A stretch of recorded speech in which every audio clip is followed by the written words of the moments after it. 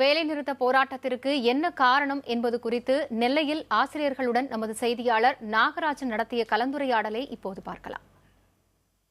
15 கோரிக்கையில முதல் கோரிக்கையாக இந்த பென்ஷன் திட்டத்தை கண்டிப்பாக ஒரு நல்ல நிலைக்கு கொண்டு வரணும்னு சொல்லிட்டு நாங்க அதை எதிர்பார்த்துக்கிட்டு தான் முதல் கோரிக்கையாக போராடிக்கிட்டு இருக்கோம். போல தகுதி தேர்வு ரத்து செய்யணும் அப்படிங்கிறீங்க, இது ஆசிரியருக்கான சரியான தேர்வு தானே? அது வேண்டாம் அப்படிங்கிறீங்க, என்ன காரணத்துக்காக? தகுதி தேர்வு நீங்க வைக்கலாம். நாங்க தகுதி தேர்வு எழுதி 12ஆம் கிளாஸ் முடிச்சு ட்ரைனிங் முடிச்சுட்டு தான் நாங்க தகுதி தேர்வை எழுதி டீச்சருக்கு வேலைக்கு சேர்ந்துள்ளோம்.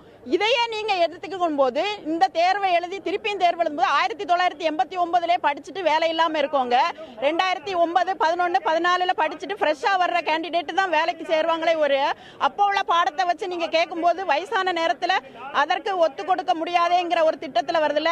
நீங்க செய்யும் போது அதை நாங்க பாதிக்கப்படுறதுனால எங்களுக்கு இந்த தகுதி தேர்வு தேவைப்படுவதில்லை என்று நாங்கள் ஒரு கோரிக்கையாக அதை வைத்துள்ளோம்.